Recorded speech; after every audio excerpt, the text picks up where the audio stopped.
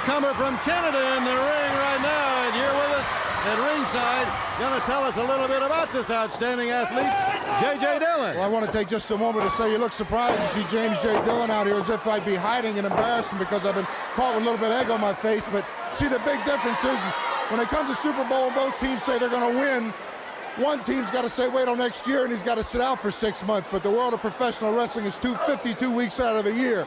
And this is not over yet. It may be next week, it may be tomorrow, it may be tonight. But I don't want to steal the spotlight from one Leo Burke, who's in the ring right now.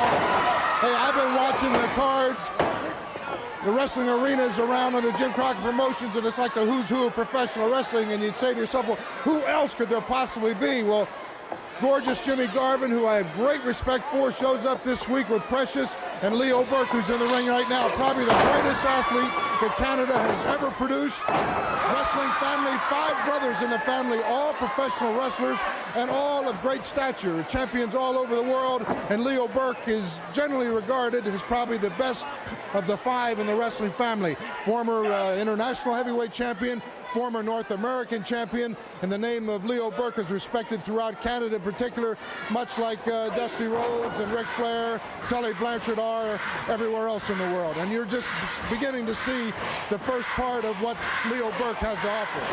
Let me ask you this, because I know this is something that's coming to the mind of everybody out there. With Leo Burke now, did J.J. Dillon have anything to do with Leo Burke showing up?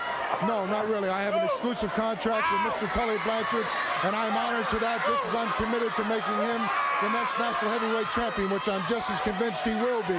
But I like to see the intensity of competition as high as it could possibly be, and when you have a gorgeous Jimmy Garvin, when you have a Leo Burke, when you have an Arn Anderson, a Ric Flair, a Tully Blanchard, so forth and so on, you know that you have the stiffest possible competition, and it reflects in the intensity in each and every match that you see each and every night. We may have a pin coming out of the corner. Oh, only 2. Leo Burke is a classic wrestler. He's a defensive wrestler. You'll see him make a lot of moves. You don't win matches unless you go out there and take chances, and that's what he's doing tonight, and there's a calculated risk.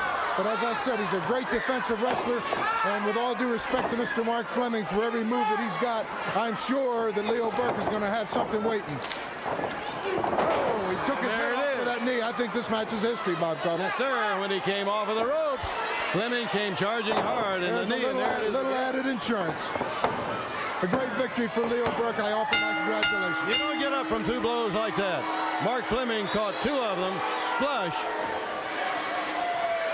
from Leo Burke. Fans, you got to look. And the wrestler we were talking about, Leo Burke, in the black trucks. There you see. He's in there against a young lion, Rocky King. And with me to talk about this young man, Leo Burke, is J.J. Dillon.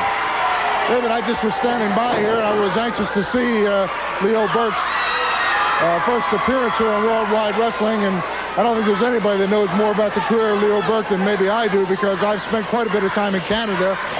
And when you talk about the greatest athletes ever produced in Canada, 2 names immediately come to mind, of course, one being Angelo Mosca, and the other is Leo Burke.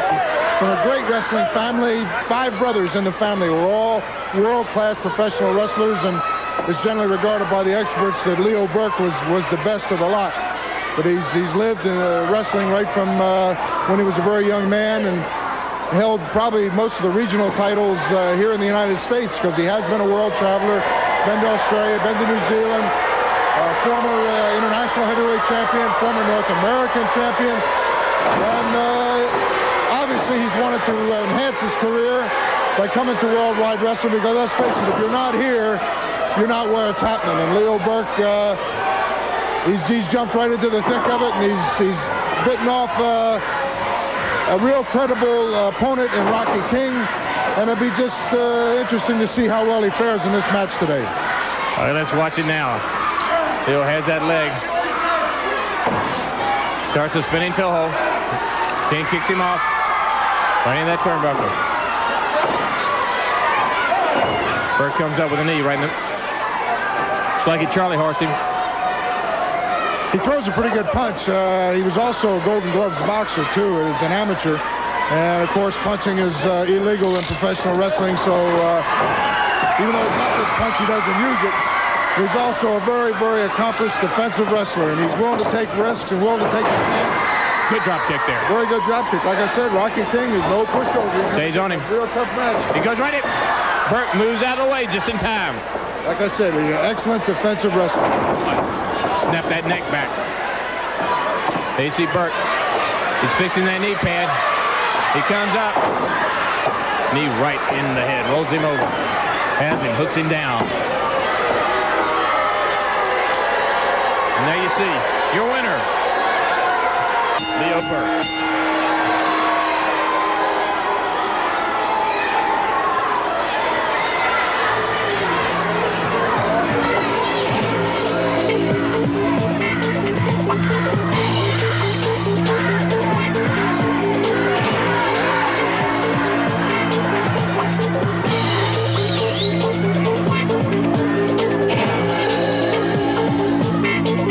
We'll be right back with more right after these commercial messages about the worldwide wrestling events coming to your area. Franklin County High School Gym in Rocky Mount, Virginia, Supercard, Saturday, March 22nd at 8:15. Harrisonburg High School Gym, Harrisonburg, Virginia, Thursday, March 20th, 8:15.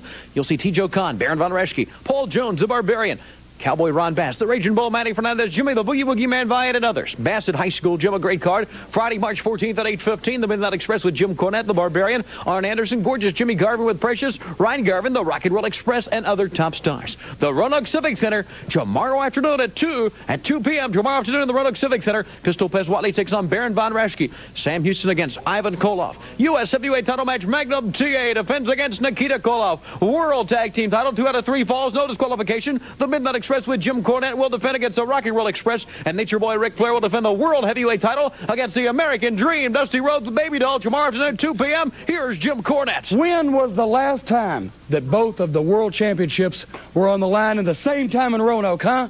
The World Tag and the World Single. And that means it's a big deal. And let me tell you something, before I watch Ric Flair take on Dusty Rhodes, I'm going to be out there at ringside, and I'm going to be watching the Rock and Roll Express be exposed once and for all for the bogus phonies that they really are. You run around rock and roll telling all these little girls that you're the greatest thing since sliced bread, just so they'll hug you and they'll kiss you and they'll squeeze on you. But when you get in the ring with a couple of real men, you can't keep this. The World Tag Team Championship, 2 out of 3 or 10 out of 12. You ain't going to beat us. Come on in here, Rick, and tell them all about it. Really, Jim Cornette, what do a lot of little teeny boppers in training bras know about wrestling, huh? Little scarves on their legs, little T-shirts with Morton and Gibson on them. You don't know what's coming down. If you want to size up a real man, take a look at one right here. You're talking about the World Heavyweight Wrestling Champion. And in Roanoke tomorrow afternoon, I'm going to take a great deal of pride, a great deal of pleasure in eliminating Dusty Rhodes from the title picture scene. You see, Big Dust, you might have them all thinking you're the man of the hour, the tower of power. But, brother, the bottom line is I'm the world's heavyweight champion, and tomorrow afternoon, woo, right here in Roanoke, Virginia, when you walk that aisle, Big Dust, your leg will be on the line.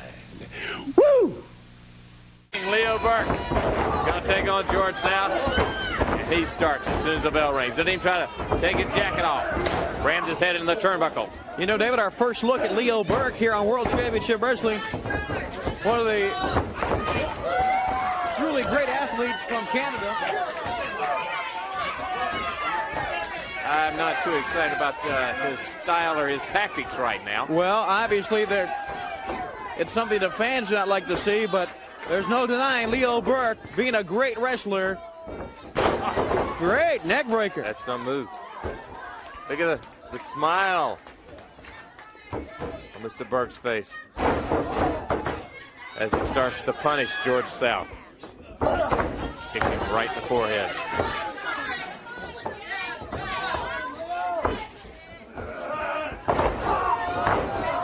He can dish out some punishment. He really Leo can. Burke that.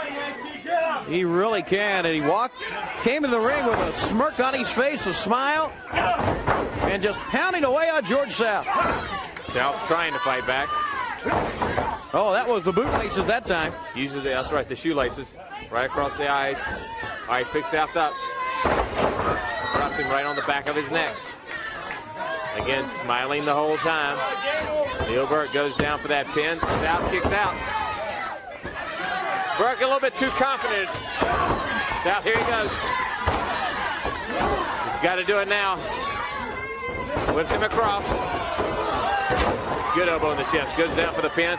Again, did not hook that leg. He's got to hold him down.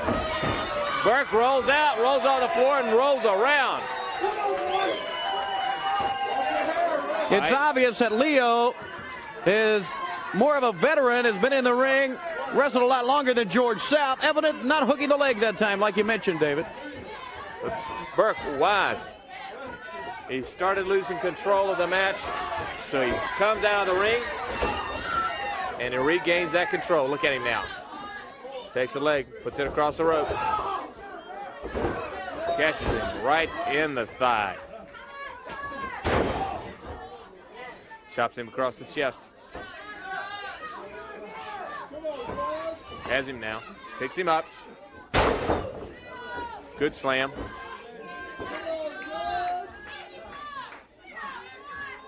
What's he gonna do? He stomped him right in the stomach. Knocks the wind out of him.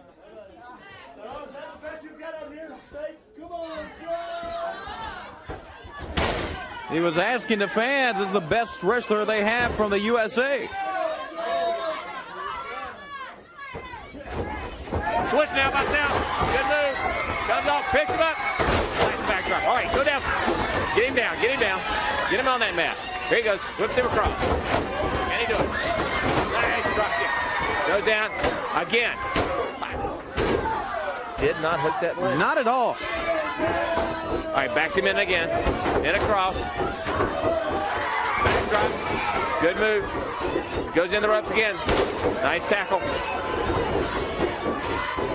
Burke goes up in the air, catches him with a boot right in the face. Drops the knee right across the forehead. Puts him down.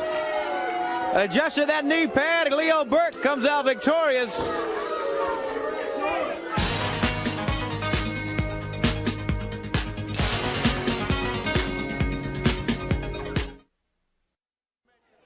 At the top of the program, we mentioned a major title change in the NWA, and here it is.